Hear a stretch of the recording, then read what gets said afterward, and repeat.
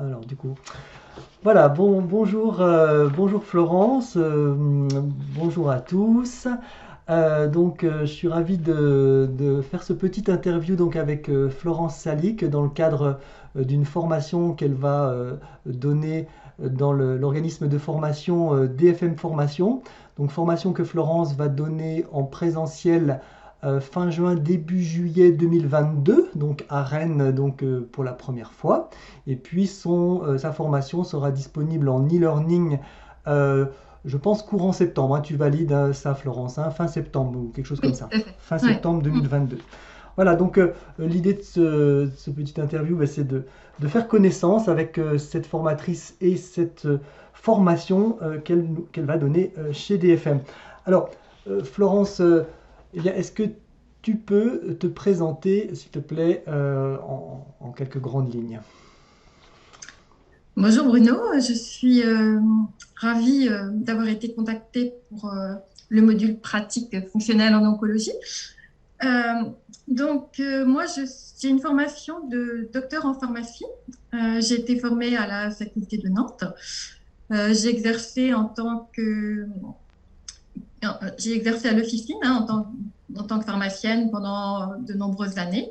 J'ai éprouvé le besoin, il y a quelques années, de faire une formation de naturopathie pour compléter un petit peu ma formation, parce qu'il y avait beaucoup de personnes qui posaient des questions sur leur hygiène de vie. Et en tant que pharmacien, j'étais pas toujours capable de répondre précisément à leurs attentes. Mhm. Donc cette formation-là m'a vraiment a permis d'enrichir ma formation initiale de docteur en pharmacie.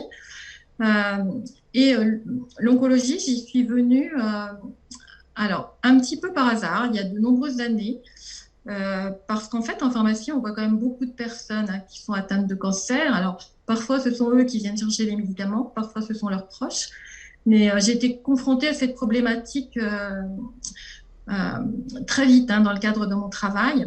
Et finalement, je ne savais pas trop comment y répondre. Euh, donc, je connaissais les médicaments, les protocoles classiques. Euh, je ne connaissais pas les protocoles alternatifs. Donc, j'ai éprouvé le besoin de me former en Mhm. protocole alternatif. Donc, j'ai été formée donc, mais ça, c'était plutôt pour les protocoles classiques, on va dire. Et les protocoles alternatifs, ça a été de par ma formation de naturopathie et de par beaucoup de formations ponctuelles, en fait, que j'ai fait. D'accord.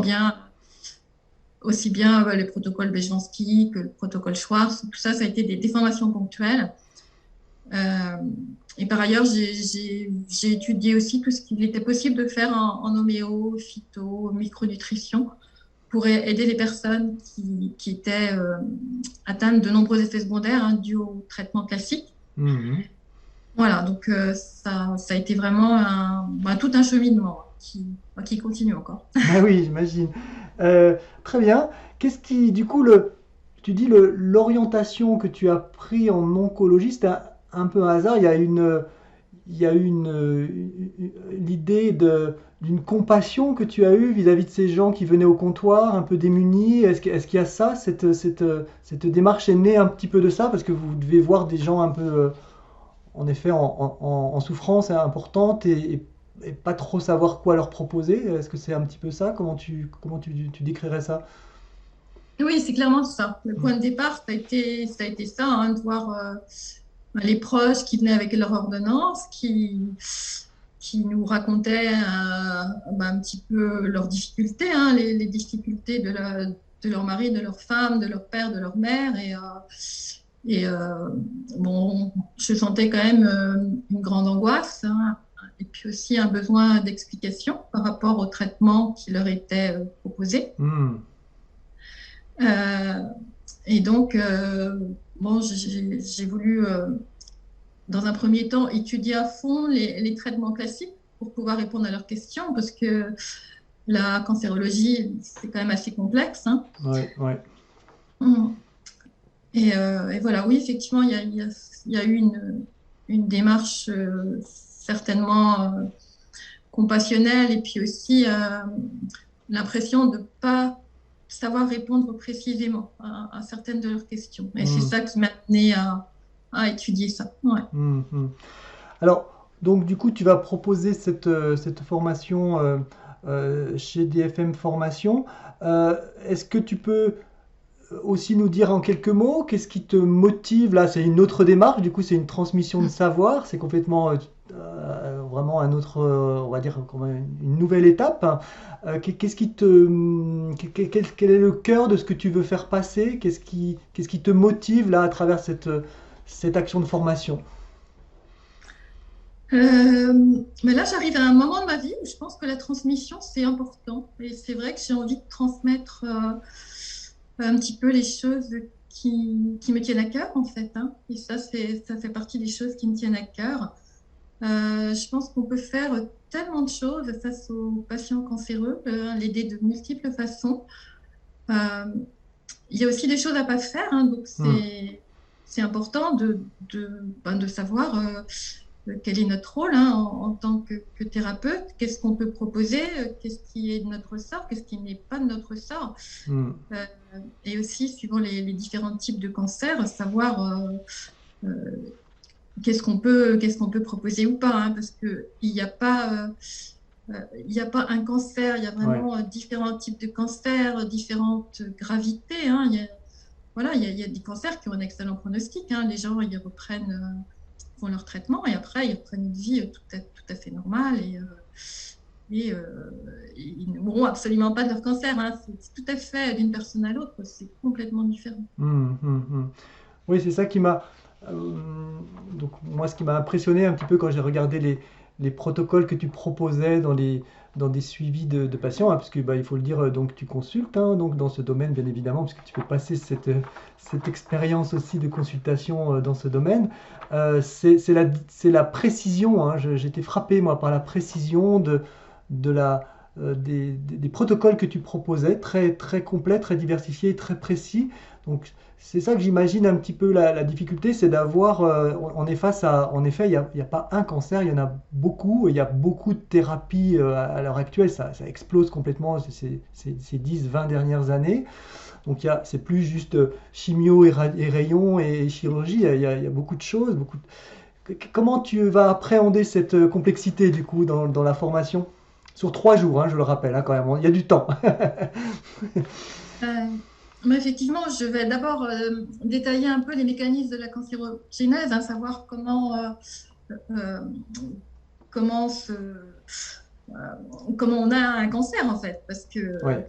on a tous des cellules déviantes dans notre corps, mais toutes les personnes n'auront pas un cancer. Donc, je vais expliquer les mécanismes, hein, comment ça se développe. Mhm. Les, dans le plan, On le voit le donc je vais plan à parler, l'écran, là, ouais, en effet, je les ai mis à voilà, l'écran, ouais, ouais. voilà, des gènes réparateurs, des rôles de facteurs de croissance. J'ai parlé de la classification des tumeurs, hein, parce que suivant le stade de la tumeur, les traitements seront complètement différents. Mhm, mhm, mhm. Donc après, je vais aborder les facteurs de risque, hein, qui sont surtout épigénétiques, hein. Il y a les facteurs génétiques, mais c'est vraiment l'épigénétique qui tient le plus grand pourcentage dans les facteurs de risque. Et dans Mhm. parfois, on parle de cancers familiaux, mais c'est plutôt des modes de vie familiaux qui vont être Mhm. incriminés, Mhm. c'est-à-dire des gens qui mangent mal, voilà, qui ont des mauvaises habitudes qui se perpétuent, mais c'est pas de l'ordre génétique, c'est de l'ordre de la mauvaise habitude familiale. Ok. Euh, et donc après, ça va être tout ce qui est prévention, hein. Donc la prévention, d'abord par l'alimentation, c'est là où les naturopathes, les micronutritionnistes maîtrisent parfaitement bien tout ça. Je pense que quand quelqu'un a un cancer, il est important qu'il soit suivi euh, bah, par plusieurs personnes, en fin de Ouais. compte, hein. Il Ouais. faut qu'il agisse sur son alimentation, sur son mode de vie, sur son stress. Donc, ça peut aussi faire du yoga, faire de l'hypnose. Enfin, vraiment, il y a plein de choses à mettre en œuvre. Ouais, ouais, ouais. Donc, je vais parler des compléments alimentaires essentiels, hein, dont la précieuse vitamine D, les antioxydants, les probiotiques. Mhm. Et Pour n'en donc, citer que après, quelques-uns. voilà, mais Mhm. il y en a plein d'autres. Ouais. Et puis après, dans la partie 4, je vais donc expliquer les traitements classiques. Donc, à côté des traitements que tout le monde connaît, chirurgie, chimio, radio, qui sont les trois grands classiques, on va dire, il y a également maintenant toutes les thérapies ciblées, donc, qui ont amené une grande, un grand espoir à beaucoup de personnes, en fait. Et thérapie ciblée, le mot veut bien dire ce qu'il veut dire. C'est pas une artillerie lourde comme la chimiothérapie. Donc, il y a beaucoup moins d'effets secondaires. Malheureusement, tout le monde n'est pas éligible aux thérapies ciblées. Donc là, j'en parlerai, je développerai un petit peu ça. Et ça nous servira aussi pour les protocoles complémentaires. Parce que la cible de la tumeur pourra être, le point faible de la tumeur pourra être utilisé aussi pour trouver des thérapies complémentaires qui ciblent. D'accord. Donc justement, les thérapies complémentaires vont être différentes suivant les types de tumeurs, bien évidemment, j'imagine. Oui, tout à fait. D'accord. C'est ça qu'il faut bien connaître parce que moi, très peu connaissant dans le domaine, voilà, le régime cétogène, il est sans doute pas. Je cite ça par hasard, comme ça, la première chose qui me vient, c'est sans doute pas pertinent pour tout type de tumeur. C'est ce type de maniement, de thérapie alternative dans tel ou tel contexte qui est vraiment important à connaître, j'imagine. Oui, tout à fait. Bon, en deux mots, le régime cétogène, il se combine bien au protocole du docteur Schwartz. D'accord. Et il est intéressant particulièrement pour tout ce qui est tumeur cérébrale. D'accord, ok, essentiellement, ouais, j'avais entendu parler de ça, Essentiellement. Ouais, ok.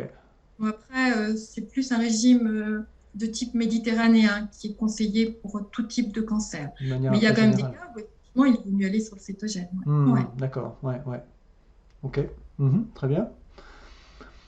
Est-ce que tu veux dire deux mots de l'hormono aussi, parce que ça va être une bonne partie aussi du coup de l'hormonothérapie et du coup des cancers hormonodépendants.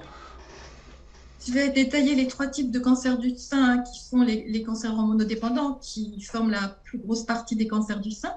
Il y a aussi les HER2+, et les triples négatifs. Donc les triples négatifs sont les plus dangereux. Donc, parce qu'ils ne sont pas sensibles justement à l'hormonothérapie et qu'au niveau des traitements classiques, on a moins de choses à proposer.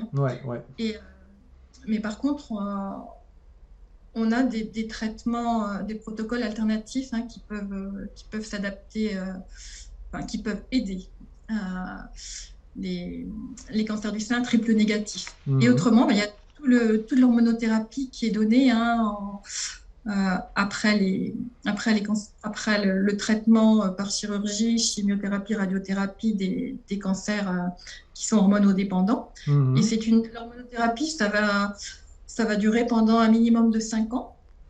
Et donc, il y aura des protocoles complémentaires à faire pour que les personnes supportent bien leur hormonothérapie.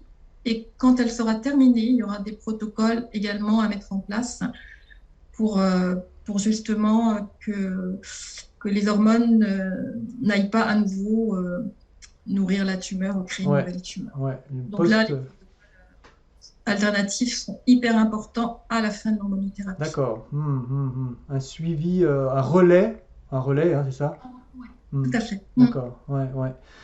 Qu'est-ce que tu aimerais dire? Alors, c'est un sujet délicat parce que comme tu as rappelé,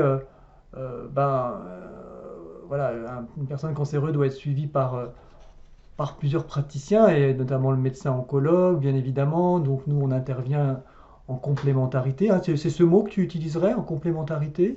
Oui, en complémentarité. tout à fait. Oui. Malgré tout, malgré ce positionnement, on peut avoir très très peur, être très frileux,